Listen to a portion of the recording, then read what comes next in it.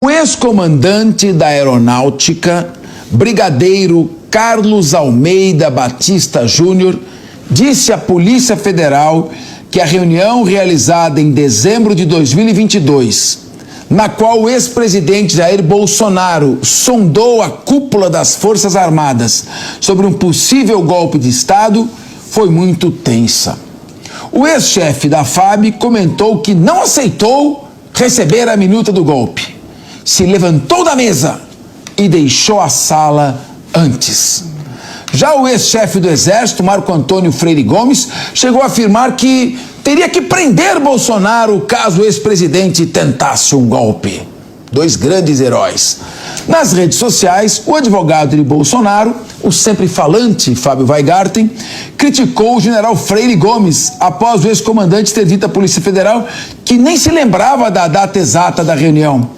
Abre aspas, Flávio Weingarten, tem general com memória seletiva, recorda-se de vírgulas e frases e palavras, mas não se recorda de datas. Bem curioso. Muito bem, vamos aqui retomar para o nosso debate. Agora, eu sempre recebo com muita cautela, pode ser verdade ou pode não ser verdade.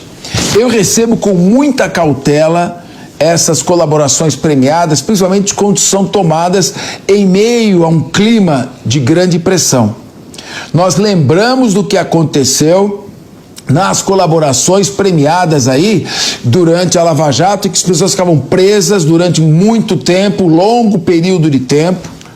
Há algumas denúncias, não estou dizendo que ocorreu na Lava Jato, mas eu ouvi denúncias de delações que foram extraídas que o sujeito tem direito a 3 refeições por dia, a primeira às 8, a segunda às 9, a terceira às 10. Nesse caso, nós não estamos falando de pessoas que estavam presas, certo? Mas de pessoas que estão sob enorme pressão. Por que o brigadeiro e o general não bateram no peito e já saíram falando em dezembro mesmo sobre isso? Por que nesse momento agora que eles estão falando, repito, pode ter acontecido, não se sabe em que circunstâncias. Quem conta um conto, aumenta um ponto. É preciso verificar se é exatamente assim que ocorreu. De qualquer maneira, essas palavras aí devem ser tomadas sempre com reserva. Por que se trata aí de colaboração premiada? Embora não esteja admitindo culpa, ele está se exculpando, ele pode estar com medo de vir a ser envolvido, de ser indiciado, de ser processado, eventualmente sofrer até uma condenação. Então, é preciso verificar o que diz a lei a respeito disso. Justamente porque colaborações premiadas têm que ser tomadas com muita cautela. A colaboração premiada não é meio de prova.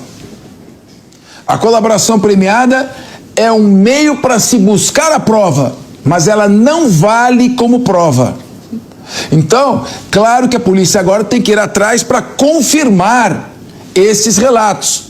São o início de uma investigação, mas ainda não são indícios, são indicações de provas que podem se tornar indícios e depois provas definitivas. Repito, nesse momento estão falando isso. Por que não bateram no peito e já falaram logo de cara? Se havia realmente uma proposta de golpe, por que já não prenderam ali mesmo, já que se trata de um crime, naquele momento? Deixar para falar agora? Vamos aguardar. Aqui nós temos que ter prudência. Aqui nós comentamos fatos, e em cima de fatos concretos, nós debatemos com informações as mais diferentes. Aqui são pessoas todas preparadas que estão aqui na mesa, pessoas que não são convidadas ou selecionadas a esmo, não importa se é de centro, se é de direita ou se é de esquerda. No que nós queremos são pessoas preparadas, competentes. E eu quero colocar aqui, pedir que a produção coloque o artigo 4º, parágrafo 16 da Lei das Organizações Criminosas, que disciplina a colaboração premiada. Vamos então acompanhar o que diz a lei. Acima de tudo, a ciência. Nenhuma das seguintes medidas será decretada ou proferida com fundamento apenas nas declarações do colaborador. Não pode. Está na lei. Ninguém está acima da lei. A lei tem que ser cumprida, principalmente quem interpreta a lei. não podem ser decretados, eu queria continuar lendo que eu não lembro de memória, obrigado. Não podem ser decretadas as medidas cautelares reais, bloqueios de bem, por exemplo, de ativos, pessoais, prisão preventiva, por exemplo. Não pode ser recebida denúncia ou queixa só com base em colaboração premiada. E não pode haver condenação apenas com base em colaboração premiada. Se você conseguir colocar a cabeça do artigo, não parar com o artigo 4º lá em cima, a cabeça eu já fecho e eu vou ouvir aqui o nosso especialista jurídico, professor de direito, consagrado professor de direito, professor Acácio Miranda. Está no ponto, alemão, o artigo 4º caput, senão eu já passo. Então eu já vou começar a ouvir. Colaboração premiada. Recebida com cautela, com reservas, e não é prova, é meio de prova. Professor Acácio Miranda, o Brasil quer ouvi-lo. Boa tarde, Capês, boa tarde, audiência, boa tarde, queridos e queridas da mesa. Sextou, mas tu não sextarás, né? Porque nós estamos aqui, no fim das contas. Mas vamos lá. Primeiro, Capês, o alemão colocou pra gente o texto de lei na tela. Eu acho importante a gente fazer uma ressalva sobre esse texto de lei. Por quê? Estes incisos à lei das organizações criminosas, que dispõem especificamente sobre a delação premiada, foram acrescidos à legislação através do pacote anticrime.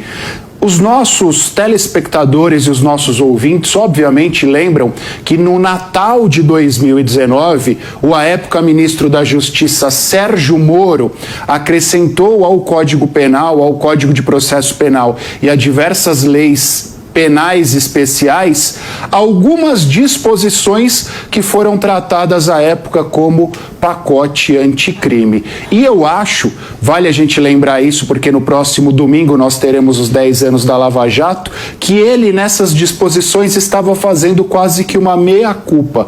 E por que ele fazia quase que uma meia-culpa? Porque boa parte das estratégias utilizadas durante a Lava Jato passaram a ser proibidas através do pacote anticrime. Dito isso, no que diz respeito à reunião onde foi debatida a suposta minuta do golpe de Estado, eu acho que tanto o brigadeiro da Aeronáutica como o general do Exército, eles mudaram as suas versões, porque até aqui a gente não tinha ouvido nada relacionado a isso da boca dessas duas pessoas. Então, quando o calo apertou, duas pessoas graduadas das nossas Forças Armadas agiram, e mais do que isso, por mais que eles não tenham participado dos debates relacionados à minuta golpista, eles devem ser responsabilizados minimamente pela omissão que tiveram diante daquelas circunstâncias, pelo fato de não terem denunciado à época o que supostamente era planejado ali. Muito bem. Vamos ouvir então a Mônica Rosenberg, advogada formada pela Universidade de São Paulo, competente Mônica Rosenberg, também uma figura que está sempre aqui conosco. Faça uma análise com a sua opinião, mas dentro dos parâmetros legais também que nós colocamos aqui. Tá claro que a situação é chata, é grave, a informação é uma informação que nos deixa todos preocupados, porque se isso aconteceu mesmo é lamentável e grave. A gente espera que o presidente não esteja envolvido, porque afinal de contas é um ex-presidente da República, concorda ou não com ele. Mas como é que você vê o desenrolar desta investigação? Pois bem, Capês, boa tarde você que está nos acompanhando. Primeira coisa, em relação à delação premiada, realmente ela não serve de prova, mas ela dá caminhos. Então a delação premiada vem ser uma luz que vai iluminar o caminho para encontrar as respostas e qual é a verdade por trás de tudo isso. Neste caso, vale lembrar que os termos dessas delações estavam confidenciais, foi retirado o sigilo, e agora que nós estamos vendo tudo isso, é muito preocupante realmente achar ou entender que de alguma forma houve essa conversa, chegou nesse nível onde foram os chefes das Forças Armadas que evitaram que esse golpe fosse às vias de fato. E eu gostaria de fazer justamente o contrário do que você me pediu. Você pediu para eu fazer uma fala jurídica, mas eu sempre gosto de trazer aqui o olhar de separar o que é jurídico nessa discussão e o que é o estrito Estado de Direito e a lei, o que diz a